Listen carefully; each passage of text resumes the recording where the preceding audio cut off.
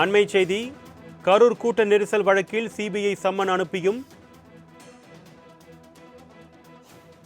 திமுக முன்னாள் அமைச்சர் செந்தில் பாலாஜி ஆஜராகவில்லை என்ற தகவல் வெளியாகியிருக்கிறது. செந்தில் பாலாஜி இன்று விசாரணைக்கு ஆஜராவார் என்று எதிர்பார்க்கப்பட்ட நிலையில் ஆஜராகவில்லை. அது தொடர்பான அண்மை செய்தியை நாம் பார்த்துக் கொண்டிருக்கிறோம்.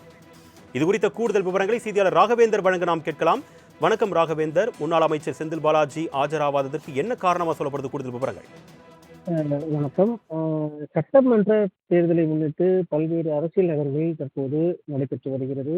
முதல் கட்டமாக கரூர் கூட்ட நெரிசல் காரணமாக குழந்தைகள் உட்பட 41 பேர் உயிரிழந்திருக்கின்றனர். இந்த சம்பவம் தமிழ்நாட்டையே கடும் சோகத்தில் தழுவியது. விஜயை பார்க்க ஆர்வம் வந்திருந்த குழந்தைகள் உட்பட அப்பாவி மக்கள் உயிரிழந்த விவகாரம் கடும் அதிர்ச்சியை ஏற்படுத்தியது. இந்த பொதுக்கூட்டத்துக்கு வருவதாக பல மணி நேரங்கள் தாமதம் ஆனது கூட்ட நெரிசல் விபத்துக்கு காரணம் என கூறப்பட்டது.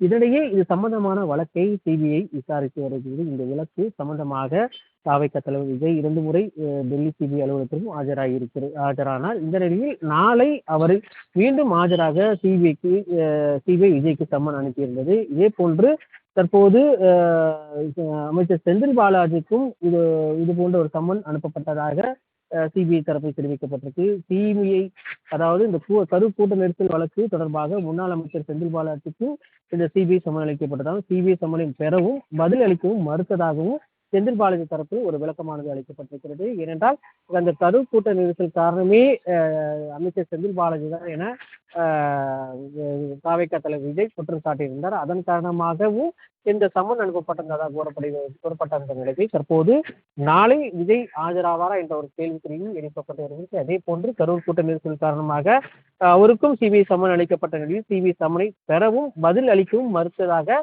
செந்தில் பாலாஜியும் தெரிவிக்கப்பட்டது தற்போது ஒரு பேசுபொருளாக உருவெடுத்து வருகிறது. நாளை இதன் அடுத்த கட்ட நகர்வு என்னவாக இருக்கும் என்று வரும் நாட்களிலே தெரிய வரும். எனினும் இந்த சிபிஐ சம்மன் ஒரு ஒரு பேசுபொருளாகவே அரசியல் நகர்வாகவும் பார்க்கப்பட்டு வருகிறது.